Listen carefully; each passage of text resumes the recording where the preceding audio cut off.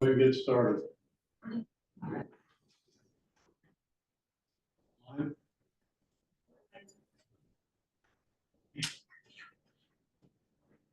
So, Okay. Well, welcome everyone. Thanks for taking time out of your busy day. And Holly, thanks for getting up early. We did not have one of these last year because the mayor didn't need any advice on anything. So. oh, that's so true. So thanks for taking some time out here as we go through this, and we're going to try to keep this kind of not going too long. This will be the initial start of us preparing a local emergency plan, kind of who, what, where, how, communicate. And it's more than just the natural disaster part. It'll be some of the things that we would need to talk about is how do we take care of some of our neighbors when these things are happening. You know, in the past, we've had issues with people that didn't have enough food, couldn't get out, or their cell phones died and there's no power. You know, a lot of things like that. So, you know, we want to at least have some sort of direction as a community and how we deal with all this stuff, in addition to the major parts of any disaster.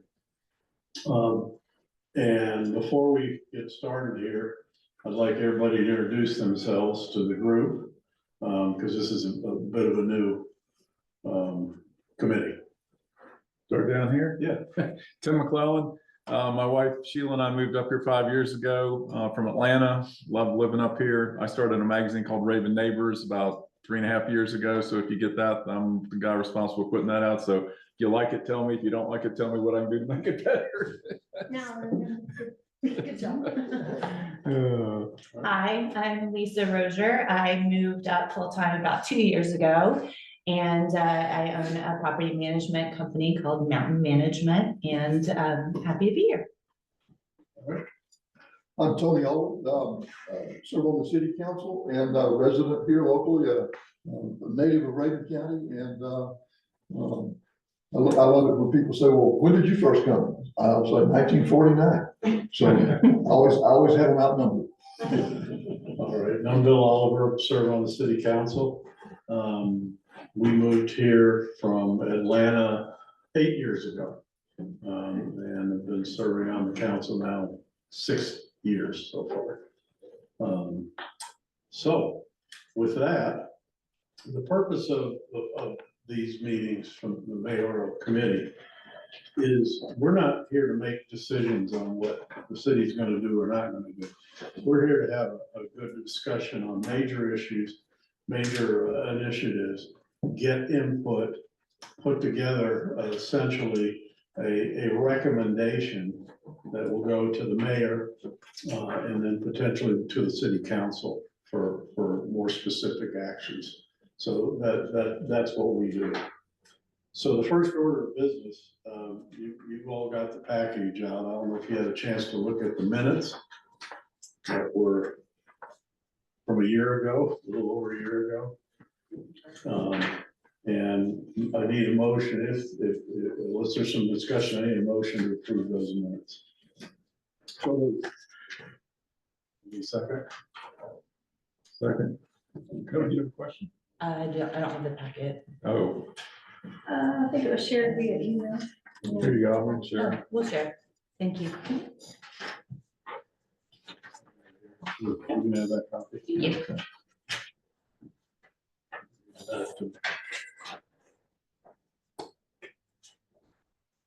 Okay. Okay, so we have a motion, we have a second, all in favor, aye? Aye, any opposed? Motion carried. Okay, new business. Really discuss the need of the emergency plan.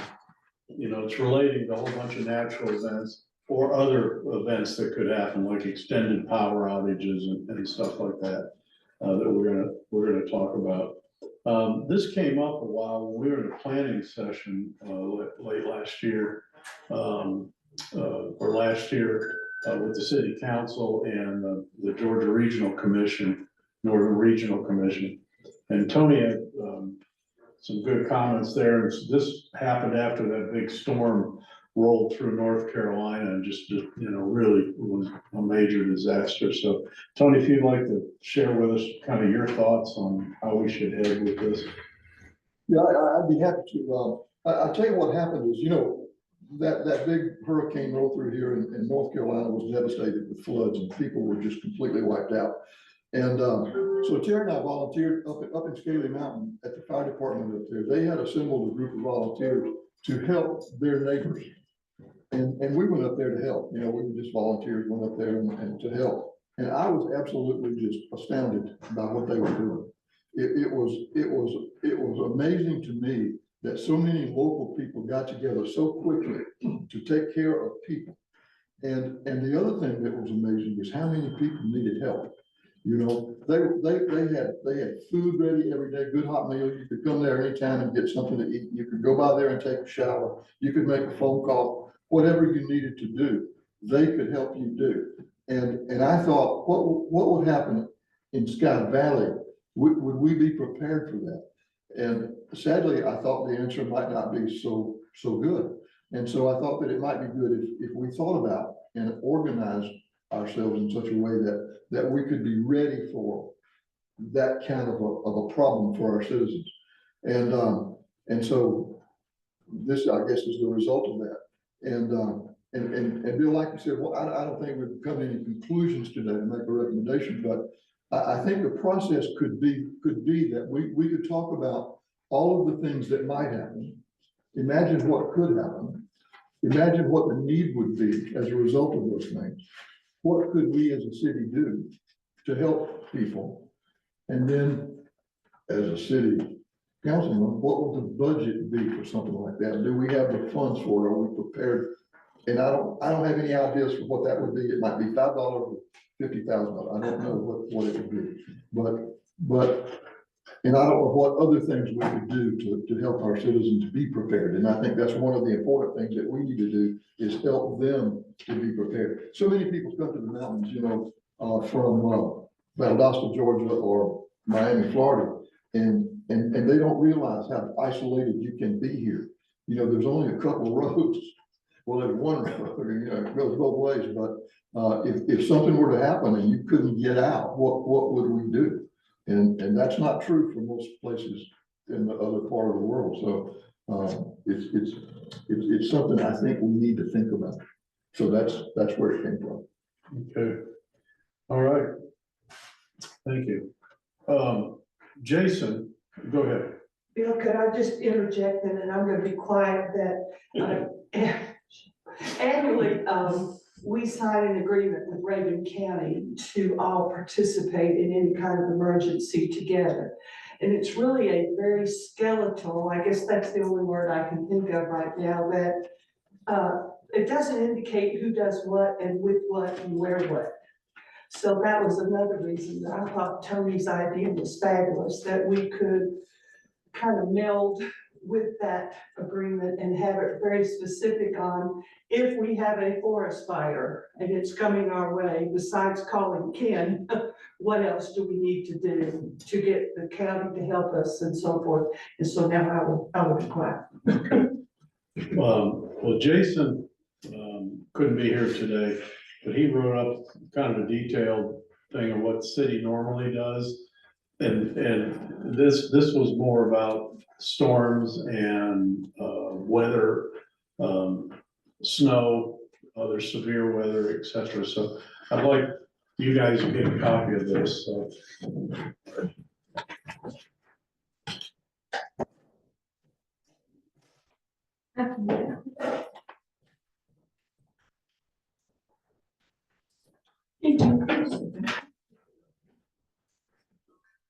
Quite detailed.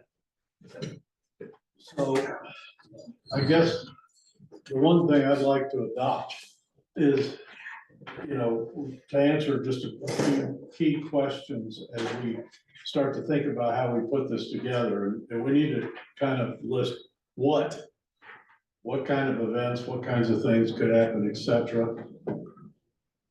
When it happens, what do we do? Who's gonna do it? How do we communicate it to the citizens, right? And then what are the ultimate actions there?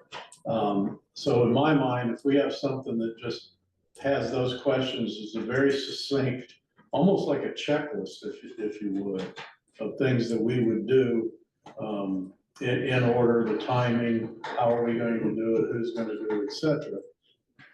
Because if we write a book, like Raven County's plan is, it'll go on the shelf and collect dust, right? So we need to have something that, you know, is just probably 2 or 3 pages long and a very succinct way of, if this happens, here's what we do, here's when we do it, here's who's gonna do it, how are we gonna communicate it, and what are the action steps we need to make sure are in place.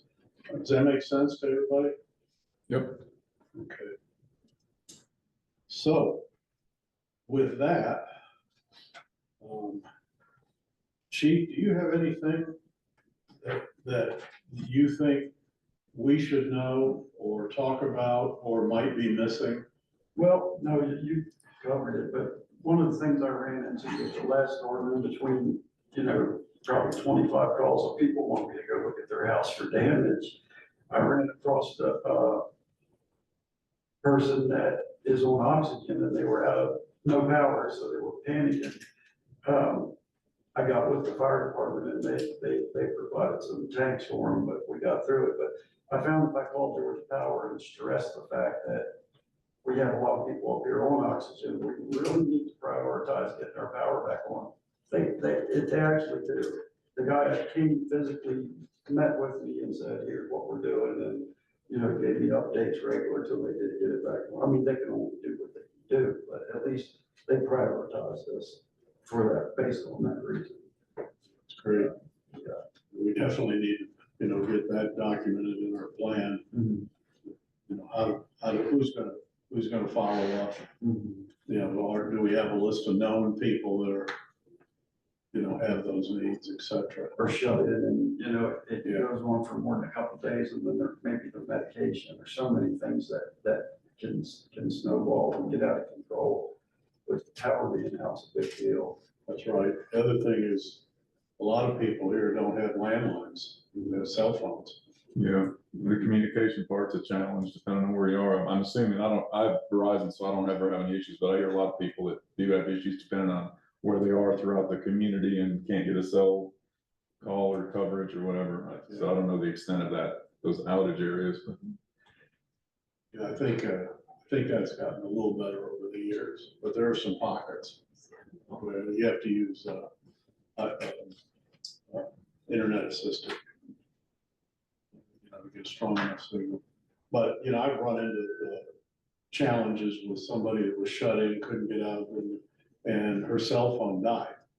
No way to charge it. Well, we had some portable chargers and we were able to get it over to that person so she could, you know, emergency, she could call out. So maybe that's another thing, you know, related to that. I can see having some sort of inventory of those portable chargers that, you know, somebody's. And I had 2 or 3 phones in my car charging for people because I was driving around, so I'd get their phone charged and drop it back off.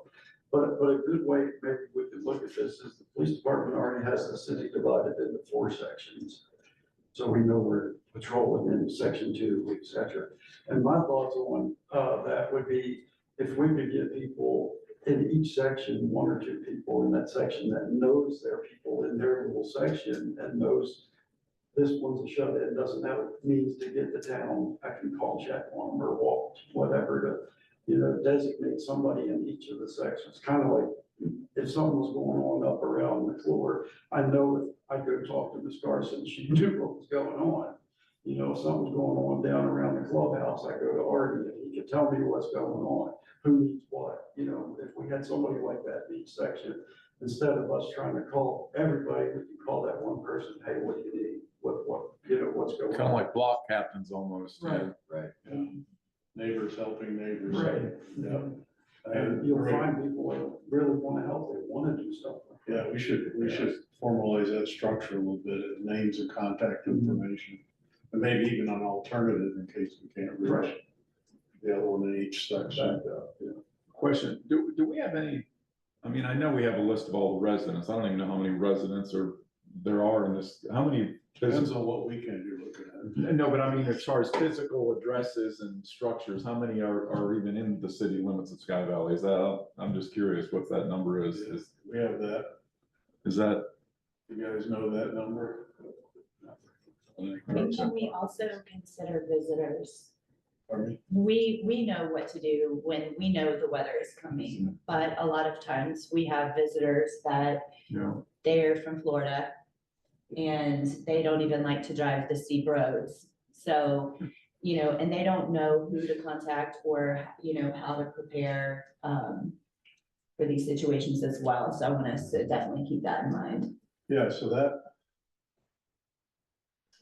that's interesting because we're supposed to have something posted for emergencies, right? In each one of the VRBOs, et cetera.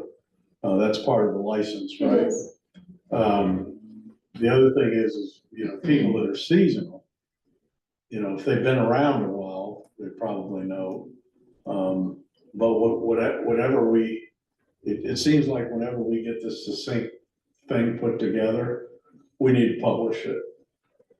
Right? So to every resident, whether they're part-time or full-time, to your point, so they. or have it online or somewhere where somebody can easily access it, know where to find the information. And That's what we normally do, it'd be on Yeah. the website. If it's not available and if the power is out and they can't access it online, I think it might be good to consider making it part of the annual license registration, that it's a requirement that it be printed and available to guests and visitors so that they, you know, if there's a power outage, they know what they can do, what their options are. To answer, I have a data point for you, Tim. We have 850 water taps, so you can kind of assimilate some data from that at this point. Yeah, and I guess what I was thinking about it's Ron, right? Yeah, Ron, I'm sorry.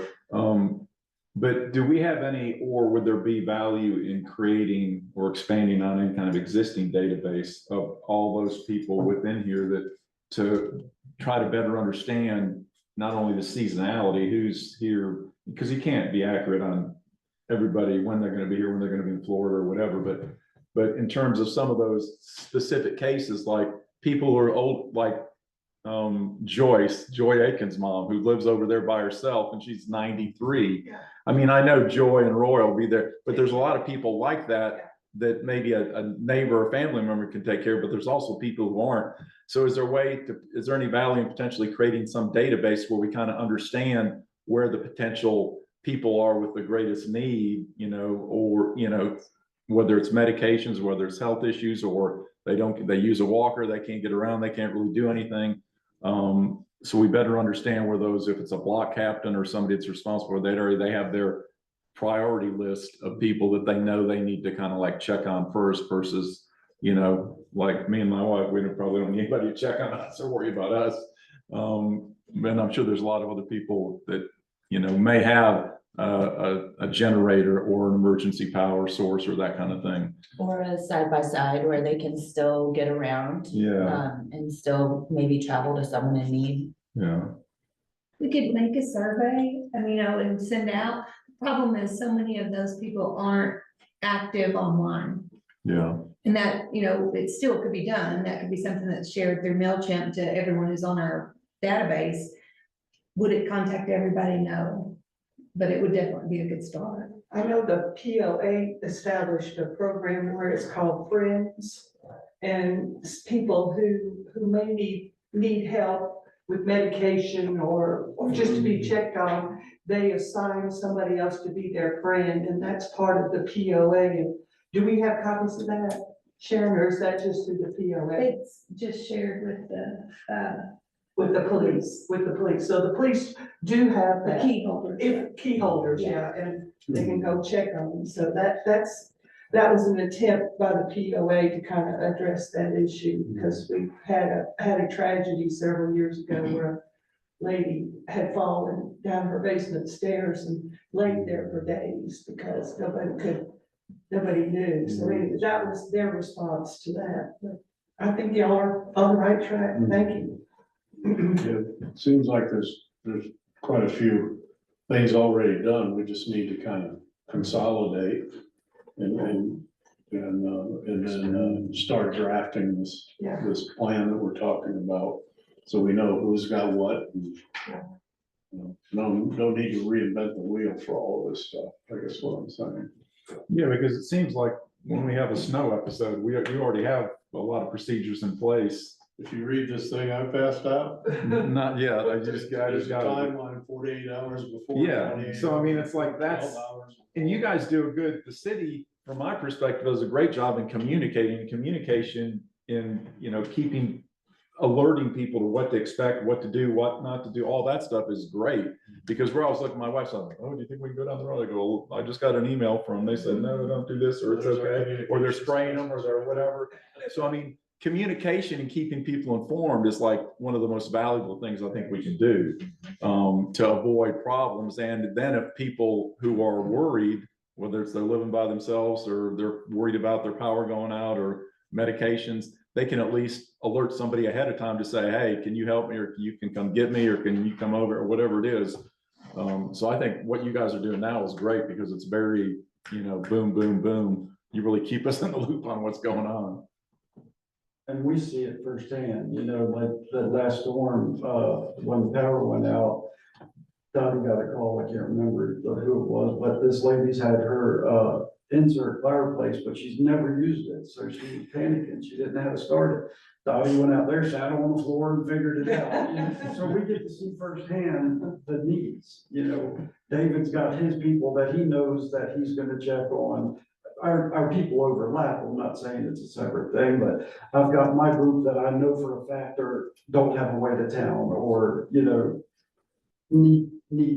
has needs, and I'm sure all the even night shift officers will have that list of people that they wanna make sure is okay. Well, I think- that'd be great to get all of that kind of recorded, so Absolutely. we could combine it into this document. I think the police department changing the, phoning situation where you don't call 911 for non-emergencies was Ron's idea, and I thought that was fabulous, because I've got a lot of great comments Yes. about And that. 911 loves it too. that. They get calls about somebody needing their water turned on, they're like, why are they calling us? I said, we're gonna fix that. Just wait, we're fixing it. So they're really liking that. Kenny, you have any feedback for us? No, not really. I'm in a unique position that all my employees are scattered out. Of course, not only in Sky Valley, but in Scaly, Outline, Dillard. And when we have a major incident coming in, weather-wise anyway, we do not marshal up in one area. The old thinking of everybody goes to the fire station, and you got 20 people in one spot. And nice to have, I've got 25 firefighters, 20 of which are rednecks through and through. And there's not one of them doesn't have less than 5 chainsaws. Four-wheel drive this, four-wheel drive that. We work from our, our base camp, if our house or whatever, we work outwards.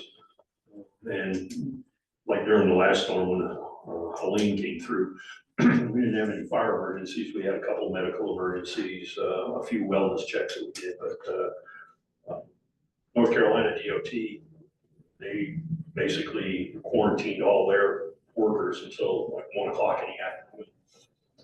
Well, 106 and 246 was, totally blocked in with trees. Well, we started at the bottom of the hill and worked all the way up to Highlands, just cutting trees. And, that's the way we work it. If there's a major something major coming in, I'll open up both stations. Of course, you touched on the emergency conference center, if you would, and our place up there in Scaly. Our fire station down here would be opened up as an EOC for police and fire. To work out, so, work out from our fire station down here. But as far as, fire emergency, the bad thing is, you don't want to get tunnel vision. If we have a disaster here, chances are we're not the only ones having a disaster. Right. Okay, I can't call for help if they're taking care of their community. So, that is unfortunately, the finite line that I have to play is I can't call for help if they're already, committed to their problem. Yeah, I think that's a very important point too, and I think it's the thing that I saw so clearly up there, is that you guys were very self-sufficient. These things were already in place, you were doing stuff already. That's the thing with the fire service, you could say, hey, we're gonna get 3 feet of snow this afternoon, I say, okay. We're always ready, we have to be, that's the nature of our position, but, when the storms are coming through, we all talk to each other, and, I was aware of who was available, who wasn't. We did have several that were out of town. You're relying on a volunteer fire service, but generally when this thing comes up, I have 25 firefighters. I can count on 18 of them. And at any given time. So it's kind of nice. Ken, if there was a fire, say, God forbid, 5 houses are destroyed in Sky Valley, is there some place that we can shelter these people? Yes. Red Cross. Yeah. Red Cross will start. That's a good thing about Red Cross is, they're also a slave to what's available to them. You have 5 houses that get wiped out. We're set up in Scaly to house up to 40 people at any time. In your station? Yes. How bad We was it? have bedding for them, we have shower facilities, all the water they can drink and all the cell phones they can charge. We've got a pantry up there that is almost fully stocked at any given time. You can hunker down in there for up to 4 days before you. Cool. So, I did not know that. It's That's a real great. help. Yeah. you need that, when the station was built, it was built for the community. And it is, when Elaine came through, we serviced over 1,000 people. I saw that, yeah, that's what I saw. It was phenomenal. That really had nothing to do with the fire department. I stick my head in a couple times a day just to see, anything you need, everything going okay, all the outlets working, all that stuff. And that's part of the budget. Are you budgeted for that as far as? We don't, we always have about $100,000 at any given time that we can use. Okay. But as far as budgeting, that is a separate entity. That is not part of the fire department.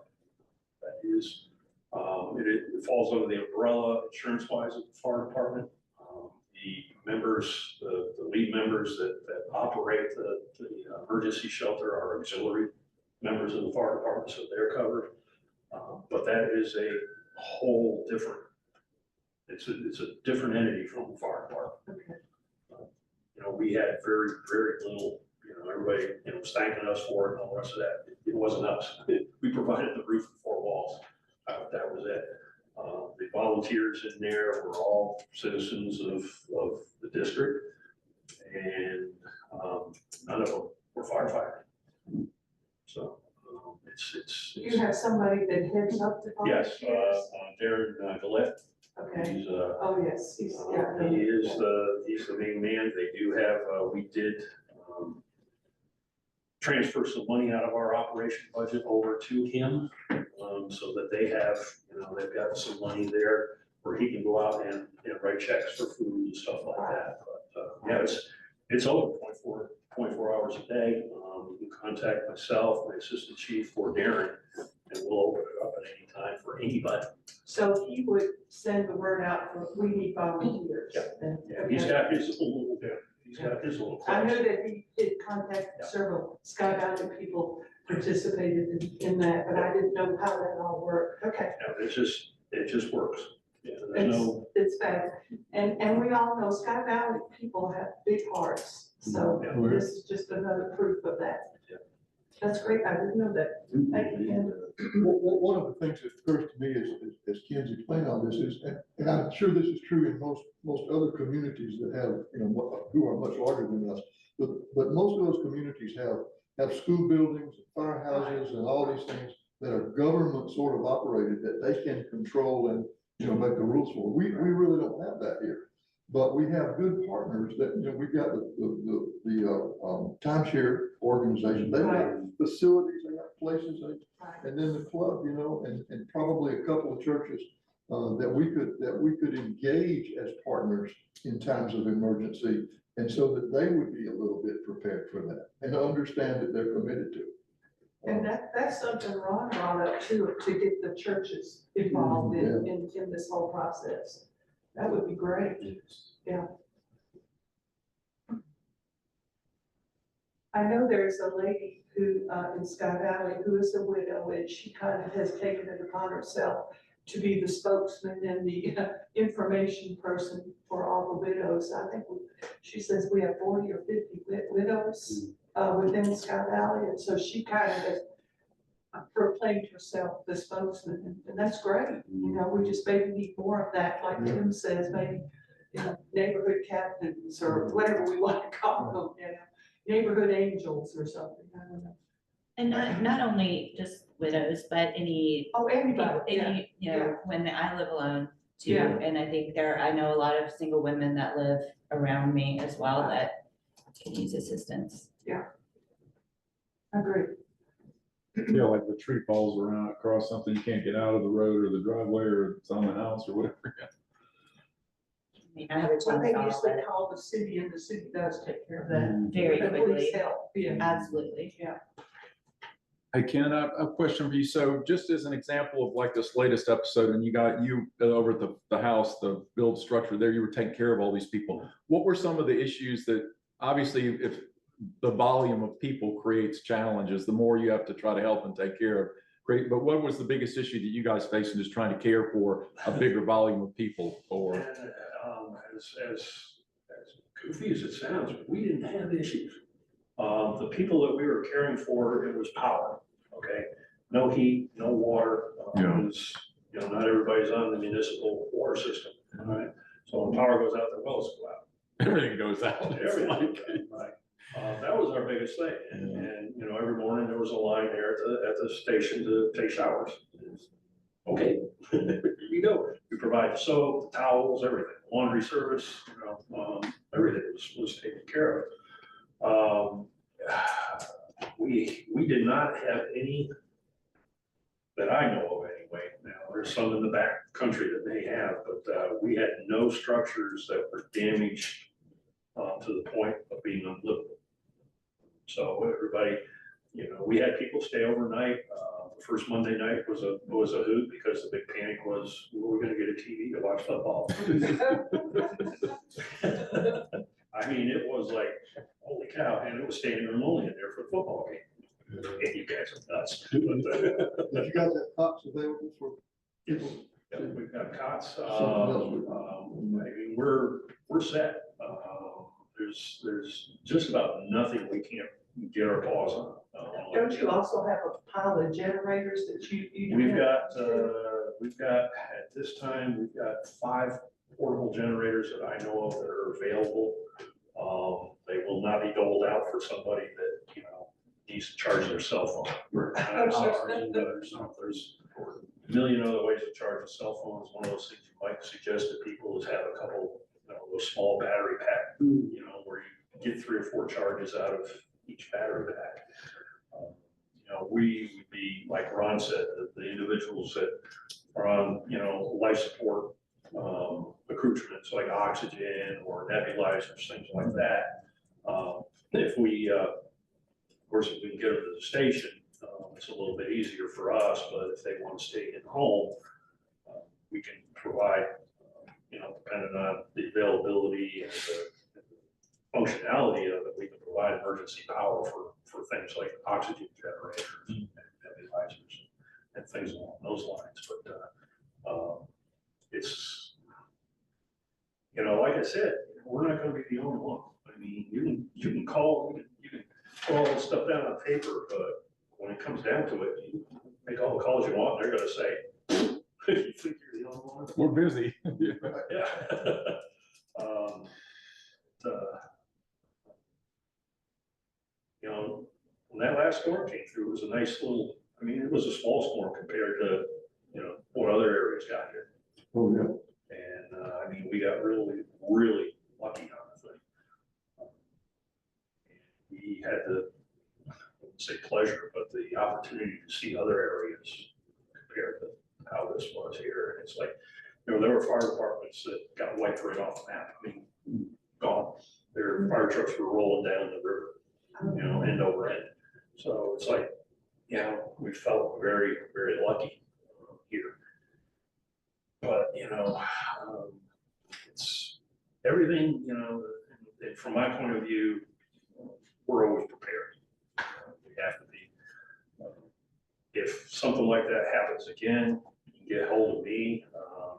If the yard, city yards is busy, the road crews are busy in one area, if you've got, you know, somebody that's calling to say, hey, I need help, whole fire department. Worst thing, we're our own worst enemy. We always come. Okay. And you know, we get there and it's no big deal. Great, it's no big deal. But you know, like I said, we can get in and out of just about anything. If you know, happens on the backside of Sky Valley, yeah, it's going to take a little bit for us to get emergency equipment there. But we will get there, and we'll get there faster than anybody. That's the only thing I have to add to that. As far as fires are concerned, generally, we're going to see them coming before the population does. They'll see it, they'll lose their mind. But you know, we get calls all the time. For, you know, I see smoke. Oh my God, man, we gotta go check it out. Generally nothing, but if there's a major firestorm coming, we'll know about it. We've got a very tight, very close relationship with the surrounding areas, both Macon and Raven County, that they'll let us know. You know, we all monitor, especially, you know, earlier, you know, this week before we had that little rain the other night, you know, we're in red flag territory. So we're all monitoring radio all day long, you know, who's running on what calls. Dillard Station 5 has a, you know, fire down at the base of the hill. Okay, I'm gonna be going to it just to make sure it ain't coming up the hill. But that's fire emergencies, we'll let you know. Ken, who do you contact? I know at one time we had the fires that you said here at Sky Valley to involve the helicopters with the buckets and. That is through the forestry service. Okay. Yeah, we notify anytime we have what they call a rural, a brush fire or even an urban interface fire, we notify wherever district it's in, whether it's Georgia, National, or North Carolina, we notify the forestry bureau. Right. And they'll talk to us and say, you know, how big is it? Like that one, it's like, well, I'm looking 40 feet over my head, and it's burning. Yeah. So they know at that point. So they brought the helicopter in with the buckets to scoop the water. Yeah, we almost had too much help that day. Okay. It just, you know. Better than not enough. Well, yeah, sometimes we were all, you know, because a lot of times they don't all talk together. And, you know, it's kind of like what happened in Washington a few weeks ago. I was waiting for two of them to smack into each other. There was so much up there. It's just, you know, just everybody calm down. But yeah, it's the forestry service Okay. that delivers that. I don't. What other services do they provide for you? For me, they will provide manpower when they get it. Right now, you know, with budget cuts in the federal government, a lot of the federal monies are being curtailed. The National Forest Service right now is in a bind. And a lot of the monies that go to the state forest service comes from the national government. So they're going to start feeling the pinch here pretty soon. Right now, if I had a fire in, say, down the street here, North Carolina, I would get 2 rangers. so they could get more crews together. And that is dependent on if there's nothing else going on. I How still about believe Rankin County, did they come to your rescue also? if I need another, I can call all help in the world within the fire service. Okay. Forestry division. Now, our mandate as firefighters here is to protect lives and property. We do not consider rhododendron patches property. It's a rhododendron bush. We will do what we can to slow the fire. If we can, we'll extinguish it. But our job is to protect property, houses, the infrastructure, and the people within here. We are a structural fire department. We have lightweight brush equipment for chasing hot spots and getting into tight places, but we are not a forestry department. So do you have an official MOA with Rankin County? Yes.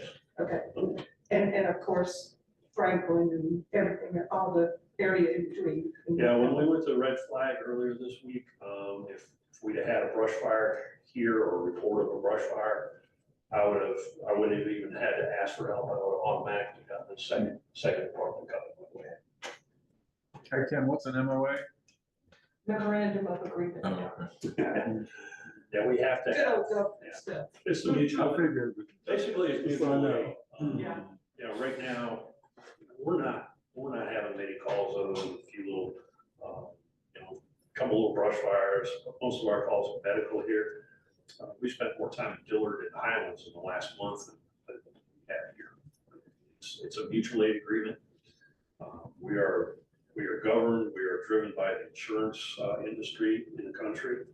So we have to have an agreement in place where we will help them and they will help us. That's why your ISO ratings and everything, a lot of that is based on who's gonna help you and who you're gonna help. That makes sense. If Highlands called tonight and said, hey, we need help, we are mandated by our agreement to send help.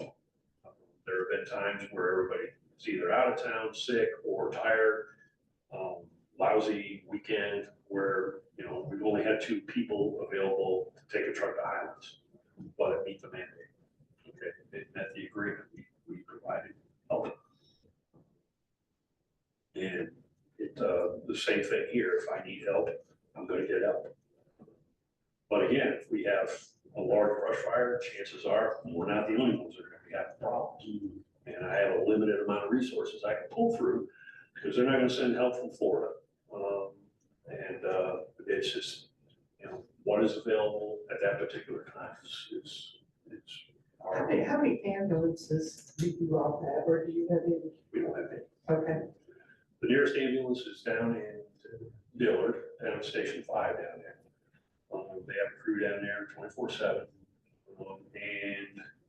If need be, if they're doing a transport, I'll call Macon County and they'll send one to Highlands. They go across the state line as easily as we do. But you're gonna get our first responders. Yeah. You're gonna get a minimum of probably 5 first responders. and I've heard nothing but rave reviews about your own service in that area. You all do a fabulous job. We try. I didn't realize you didn't have your own ambulances. And you probably don't want them, is that what you're saying? There's really no need for them. Okay, They're nice and close. Our first responders can do just about, except for, advanced level care, advanced cardiac care, drugs and things along those lines. We provide everything. If you look in the back of my wife's truck, it looks like the back of an ambulance. I mean, she's got everything. If she ever has a wreck and that stuff comes out, they're gonna be looking for the ambulance. She's got lights, she's got AED, she's got oxygen, and Narcan. how will the new fire station, the new $5 million fire station that's being built in Dillard, how will that help you? Okay. And we're not dependent on Dillard. We are not part of Raven County Fire Department. Us and Tallulah Falls are our own entity. The other 9 stations belong to the Raven County Fire Department. When they build that new station down there, there'll be 1 firefighter assigned to it. And he'll be available to drive 1 truck. That's it. I don't need one person, I don't need another fire truck. It'll be good if we have a call on, like Winding Ridge. They'll probably get there a little after we do, but again, you're not gonna have, they're gonna have a brand new station, that's it. Nothing's really gonna change other than the fact they're gonna have a brand new station. Yeah. And it's gonna be right across the street from the I current one. was told by the county that it would be staffed 24/7, but you're just saying about one guy. Okay, thanks, Ken. All right. A lot of good information. From the next steps standpoint, I think we ought to do a couple of things. We need to see if we can get that POA list of friends. The police have that. Do I have that? Yes. Okay. But I think I would- it'd be good for us to advertise it again and get Well- more people involved in it. How many do you have? Do you have any idea? Remember the last time she forwarded it to me. Okay, It's been a while since it's been a while, Since It needs to we be haven't updated. had it. right. Okay. And you helped us with that here at the city hall, didn't you, Sharon? I mean, were you Yeah. giving out the forms or whatever? Okay. Okay, So that's the next step. Yeah. We'll get that updated, send out some information, right? And see if we can get that updated. I heard that, do we have a list of all the known residents? Sure we do, right? well, I'm sure we do, they have to pay taxes, we got their names. But as far as contact, like emails and that kind of thing, how many do you have on your list? I'm just curious, when you send out your emails, how big is that list? It's almost 1,100, Yeah, sounds pretty good. but those could be. Multiple, yeah. So the more we can get on that list to reach more people, obviously the better, yeah. Maybe that needs to be a solicitation update, contact info, et cetera. Which we would have most through the water system. The thing would be like the condominium associations, if they have one tap. We don't know who those residents are other than the one tap. But you do have the contact for whoever's managing it, Most of the time. right? So is that applicable to the condos like over on number 10? Oh, so it's just, Well, it may be more than one because that's so large, but yeah. though they don't get individual water bills, it's included, I'm assuming, in their So HOA. in terms of contacts and addresses, you don't have all those, wow. Well, for taxes, we would Yeah, somewhere, taxes, yeah. but not with the Should water. be able to have the assemble it, contact in yeah. Yeah. though with taxes. And when we don't know the name, so we can match up with the taxes.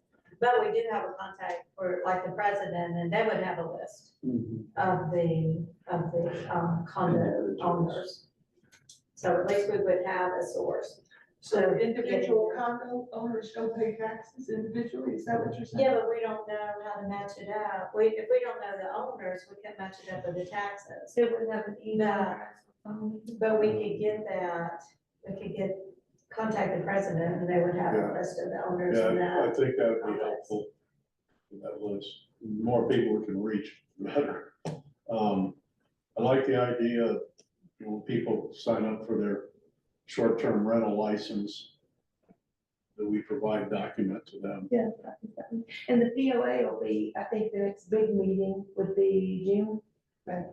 May. So, which I guess most people might be back in May, but June pretty much. And then they would be able to distribute those things again and update. We could get more updates at that time. I know the president's in town, we could contact Grace, she's the president, see if she can help us there. Holly, do you know if, Jason wrote a lot. She did. Could we, is this on some sort of checklist or something for the Public Works? This- I'm assuming that you know what assuming is. Yeah. Yeah. Could you check with them? And Yes, sir. That would be great, because I know they talk about it a lot. Yeah, you know, people-oriented process is good, but, you know, we need to have a process that's not just dependent on somebody remembering, Yeah, yeah. you know, what's going on there. And we need to put that in whatever information we're putting together as a group for these. There's something else, Bill, that I want to find the money for, but I haven't found the money, but I'm still looking. I make poor Jason apply for every grant that comes across his desk. I would love a huge, now maybe not huge, but a nice digital communication board. Now, where we would place this, I'm not sure, that would have this kind of information on it, and reminders and so forth. So if you all want to contribute, oh, I'm teasing. Anyway, that's something I would like to have put. Now, whether it's at the post office, it's in front of City Hall, or both, or whatever. I think it would be really nice, because like you say, we have so many people who are not internet friendly. You know, even though she does a fabulous job of getting all the information out. I mean, she does, but Well, we have people come in though, they're upset because they might not, for instance, the road was closed. And she wanted me to print signs. And the problem with that was, I said, well, she said, we had no idea. I said, well, you know, it's on our website. Oh, I don't do internet. It's on Facebook. I don't do Facebook. And, you know, we did a one call. And, you know, she maybe opted out of that. I don't remember. But the point is, I mean, they expect to know, but they're not willing to kind of seek, which some points, you know, it's important to look for what you need to know. that's why I thought maybe it did some digital boards around the city. How You know, if you big? go pick up your mail, it'll say. Unfortunately, our mean age, and if you look at the demographics, our mean age in Sky Valley is about 71 years old. There's a lot of people I know don't text, don't have a cell phone, don't, yeah. So, yeah, we need to So think maybe about they need the alternative digital board, I don't know. channels. Yeah, digital, yeah. Yeah. The signs seem to work well. Yeah. When we put them in the ground at The entrances and Yeah, different places. yeah. Either that or we'd have a flatbed truck with a speaker going around the neighborhood. Then somebody will complain about that as a noise You issue. could put it on top of this pickup. Yeah. We'll do it.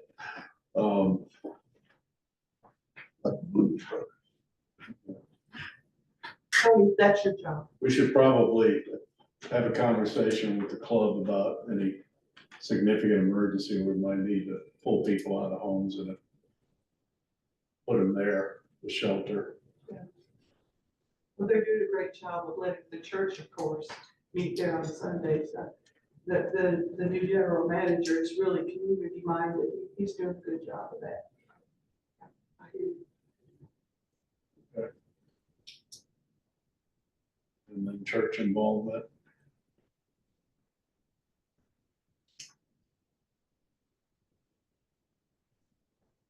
But it's the There goes the closest chapel. municipal building around here that we could use besides y'all. There isn't really any this there. Except for down in Dillard, but Said they're gonna have yeah. You need to look at these storms as you're cut off from the rest of the world. Okay? Do not rely on outside help. That's the biggest thing that people have a tendency to do. Well, we'll just call for help. It ain't gonna be there. But it has to be. Well, what if, I mean, I don't know if this is an option or not, but I mean, a lot of people are helping, a lot of neighbors are helping neighbors as it is. If they know somebody needs help and they're out and say, hey, we've got a generator come over to our house. Yeah. But is there a way to maybe, you know, with this block captain concept, build that network out more and understand who's might be open to doing that? So you have capacity to say, hey, so-and-so says they have room, Yeah, let's come on. take you over there. I don't know if that's an option, but to your point, we got to help each other within this area, so. We do. Okay. All Is there right, so any other emergency situations that we haven't even addressed? All right, and I saw that piece.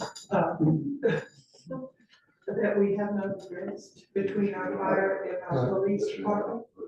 That's an emergency. I know that timeshares has gotten really involved with the city and they've become part of our marketing campaign.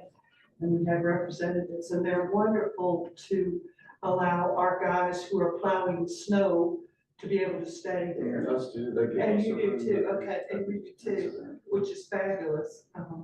You know, maybe they can help us come up with some units that we could use if we filled up the fire department. I mean, it's worth the compliment. Yeah, Jamie, down there. Yeah, the new management, system over there seems to be working a whole lot better. They're refurbishing and doing a bunch of stuff, And they so like to help, they Yeah, want to help. they want to You know, help, that's you're what right. You learn real quick up here is how many people are, like he's saying with the fire department, I mean, I've called them for things that you wouldn't traditionally call the fire department for. Somebody coming up the hill and their car broke down right before the overlook and people are flying around the curb while I'm there with the lights on, but you know, it's gonna take 30 minutes for a tow truck. That two of their guys come out doing that, truck them up into the overlook. I mean, that's not something you would expect the fire department to do, but I mean, they're such a great resource.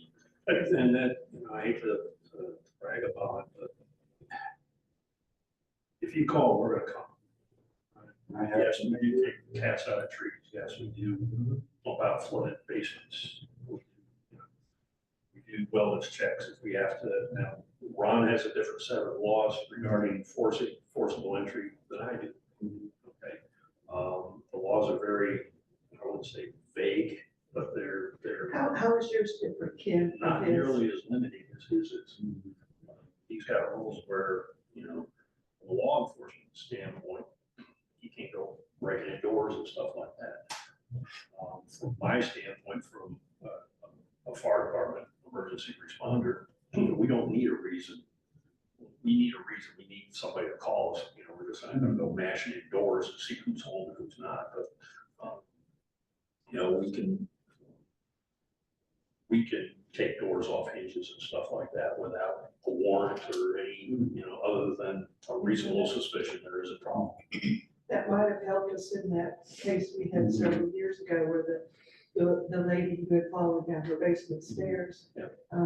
She had made it known that she didn't want the police to come into her house, So I so worked that call. you were, eventually you got to that. Yeah. Yeah, okay, but it took us like 2-3 days, of course, to get it out. You know, we don't, if something like that comes up again where somebody's missing. Yeah. You know, give us a call because we can arrange. You have more latitude, Stuff like you have that. more latitude. Okay, I didn't know that. That's good to know. I think, I mean, if you smell smoke, you can go in. Mhm. So did they smoke a cigarette at the front door? It's about what Ken thinks. If he thinks it's there, it's there. Depends on how the smoke smells. If we get a call from, say somebody calls and said, I need help, the dispatcher calls back and nobody answers the phone, okay, we have, you know, now they may have loaded up in the car and gone to the hospital themselves.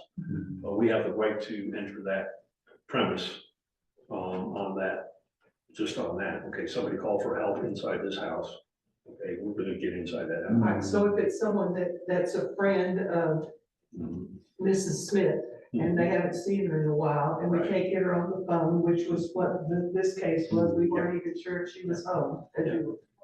What is the latitude you have on that? I get with Ron and we go over there and we go in the house. Okay. Okay, There's reasonable suspicion to think somebody is. Dire straits. all right.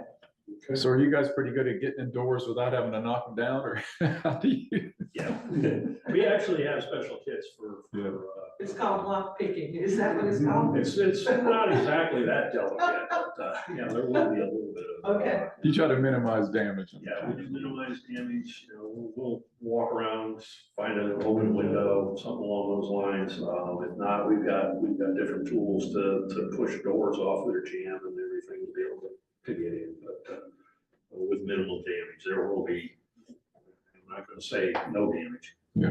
We're gonna do what we need to do, you know, to include putting a truck through the. Yeah, until you know a light's not in danger, yeah. Okay, That was the sad case. any other comments? Yeah, I just want to ask, but Holly, do we have at the city, do we have a how equipped are we if there were like a plane crashed into this building and it all burned up in an instant? Do we have the ability to write a check and have cash and keep records and, I mean, are we backed up in other places? What's Yes, our, yes, we're backed up on the cloud, okay, on a cloud, yes. okay.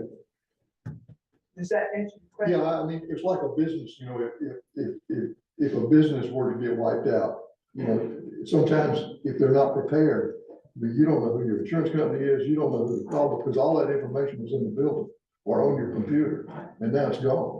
And our city manager and our communication specialists have computer, laptops that they have with them Okay, attached to their bodies. okay. Um, Can get into the It's checking kind of account, uncomfortable, but that's it good. works. That's good.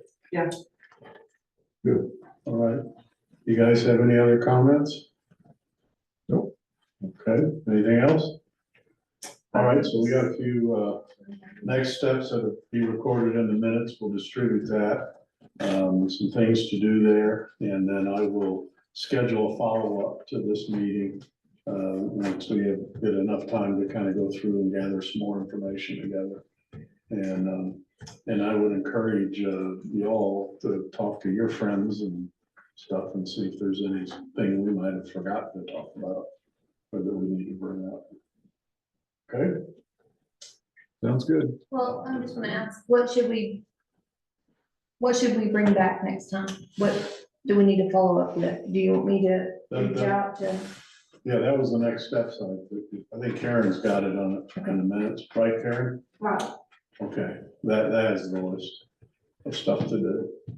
All Do we right. need, Grace from TOA to come in and talk about the Friends? Yeah, I think so. Or- The next meeting, I think we should invite Grace.